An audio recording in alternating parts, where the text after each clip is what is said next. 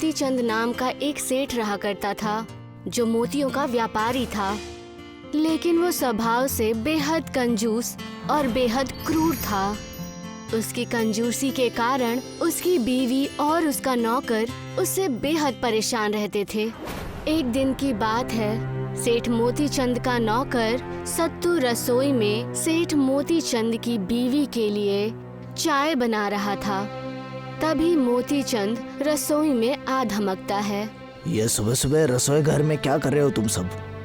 वो मालकिन ने अपने लिए चाय बनवाई थी, बस वही बना रहा था। क्या चाय? लेकिन अभी 1 घंटे पहले ही तुम्हारे मालकिन ने चाय पी थी। मुझे बोला था चाय बनाने के लिए, तो मैं चाय बनाने आ गया था। मेरी बीवी मुझे बर्बाद करके रख देगी। इसको क्या पता कि दूध कितना महंगा हो गया है। अभी मैं इसकी खबर लेता हूँ। और सुनो, इस चाय को बनाना बंद करो। लेकिन मालिक, मैंने चाय में चीनी और पत्ती डाल दी है। अगर दूध नहीं डाला तो अपनी चीनी बेकार हो जाएगी। नौकर की बात सुनकर मोती चंद पैर पटकता हुआ अपनी बीवी के पास चला गया। ये मैं क्या देख रहा हूँ विमला? तुम दोबारा चाय बनवा रही हो? अरे चाय ही तो बनवा रही हूँ साहेब जी। आपकी 10 बीघा जमीन पर कोठी तो नहीं बनवा रही। तुम्हें पता भी है विमला कि महंगाई कितनी बढ़ गई है? दूध, चाय की पत्ती, चीनी, यह सब पहले कितना सस्ता आता था और कितना महंगा हो गया है अब। तुम्हें बचत करना चाहिए। और कितनी बचत करूं? साल में पहले 5 साड़ियां पहनती थी, फिर 3 और फिर 1 और फिर उसके बाद वो भी खत्म। 3 साल से लगातार एक ही साड़ी धो धो कर पहन रही हूँ मैं। कितनी बार बोला आपको कि मुझे एक नई साड़ी दिलवा दीजिए, लेकिन अब तो चाय पीने से भी तकलीफ होने लगी है। मुझे क्या नई साड़ी खरीद कर दोगे आप? तभी वहाँ पर मोती चंद का नौकर बिरजू सेठ हीरा चंद के साथ वहाँ पर आ गया। सेठ हीरा चंद के हाथों में हीरे और मोतियों से जड़ा हुआ एक कलश था। सेठ हीरा चंद मोती चंद को वो कलश देते हुए बोले, मैं तुम्हारी दुकान पर गया था मोती चंद। वहाँ तुम्हारे नौकर बिरजू ने मुझे बताया कि अभी तुम दुकान पर नहीं आए, लेकिन अच्छा है कि तुम घर पर ही आ गए। चिंता मत करो, मैं तुम्हारे इस हीरे और मोतियों से बने कलश को बहुत अच्छे दामों में बेचूंगा। मैंने शहर में बात भी की है। मैं आज ही इसे शहर में जाकर बेच दूंगा। 2 दिन बाद इसकी कीमत तुम्हारे घर पर पहुंच जाएगी। सेठ हीरा चंद बिरजू के साथ वहाँ से चले गए। मोती चंद वो कलश सत्तू को पकड़ाते हुए बोला, इस कलश को मेरे कमरे में संभाल कर रख दो। तब तक मैं अपने पड़ोसी और बिजनेस पार्टनर मोहन को बुला कर लाता हूँ। वो भी मेरे साथ शहर चलेगा। सत्तू उस कलश को सेठ मोती चंद के कमरे की अलमारी में रखाया, मगर वो नहीं जानता था कि उस कमरे में बिरजू पहले से ही छुपा हुआ था। बिरजू कलश चुराकर खिड़की से ही बाहर चला गया।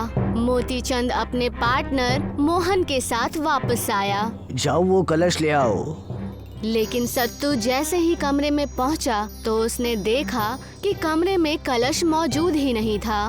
वो समझ गया कि कोई चोर खिड़की के रास्ते से कमरे में आया था। सत्तू दौड़कर अपने मालिक के पास पहुंचा। मालिक, कलश चोरी हो गया। दिमाग तो ठीक है तेरा? 5 मिनट में कलश चोरी कैसे हो सकता है? सीधी तरह से बता कि कलश को तूने कहाँ छुपाया है। मैंने कुछ नहीं किया मालिक। लगता है कोई पहले से ही घात लगाकर बैठा हुआ था। खिड़की खुली थी या तूने पहले से ही चोर के लिए खिड़की खोल रखी थी? मैं कुछ नहीं जानता। मुझे किसी भी हाल में कलश चाहिए। अरे क्या बात कर रहे हो मोती चंद? मारो इसे, ये मार खाकर ही बोलेगा। तू मेरे घर में बरसों से नौकरी कर रहा है, इसलिए तुझे अब पुलिस के हवाले नहीं कर रहा हूँ। कल सुबह तक अगर तूने मुझे कलश लाकर नहीं दिया तो तुझे और तेरी पत्नी बिंदिया को जेल में सड़वा दूंगा। सत्तू रोता हुआ अपने घर वापस चला गया।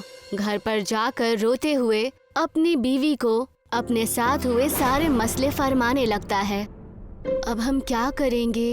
इतना महंगा कलश उस सेठ को कहाँ से ला कर देंगे आप तो जानते ही है ना कि सेठ मोती चंद कितने क्रूर स्वभाव के हैं। वो हम दोनों को जिंदा नहीं छोड़ेंगे। हमारे पास यहाँ से भागने के अलावा कोई और उपाय नहीं है। हमें यहाँ से भागना होगा। आधी रात होते ही सत्तू अपनी बीवी बिंदिया के साथ एक नाव में बैठकर वहाँ से रवाना होने लगता है कि तभी एक तेज हवा का झोंका नाव को दूसरी दिशा में बहाते हुए ले गया। कुछ देर बाद जब धुंध खत्म हुई तो सत्तू और बिंदिया की नाव एक जंगल में रुकी हुई थी। वो जंगल रात के अंधेरे में भी सुबह की तरह रोशनी से जगमगा रहा था। सत्तू और बिंदिया नाव से उतरकर उस जंगल को हैरानी से देखने लगे। उस जंगल के सभी दरख्तों के ऊपर पत्तों की जगह हीरे और मोती लटक रहे थे। तभी उन दोनों के कानों पर किसी की आवाज पड़ी। कौन हो तुम दोनों और इस मोतियों के जंगल में क्या कर रहे हो? सत्तू और बिंदिया के सामने एक आदमी खड़ा हुआ था जिसके पोशाक हीरे और मोतियों से जगमगा रहे थे। ये कौन सी जगह है और तुम कौन हो? ये मोतियों का जंगल है और हम यहाँ के वासी हैं। इस जंगल के बारे में तो पृथ्वीवासी नहीं जानते, लेकिन तुम यहाँ कैसे पहुँच गए?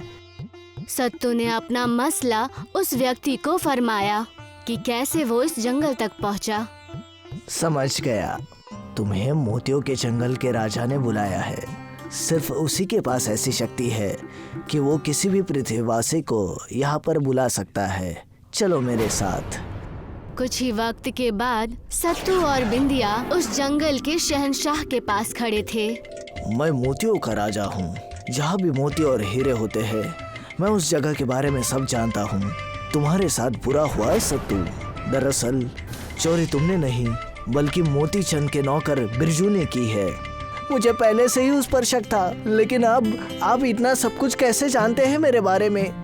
क्योंकि जिस स्थान पर मोती और हीरे होते हैं, मुझे उस स्थान का सब कुछ दिखाई देता है। तुम्हारे लिए चौंकाने वाली बात यह है सत्तू कि चोरी करवाने वाला तुम्हारा मालिक मोती चंद ही है। शहंशाह की बात सुनकर सत्तू और उसकी बीवी बिंदिया की आंखें फटी की फटी रह गई। लेकिन मालिक चोरी क्यों करवाएंगे बिरजू से?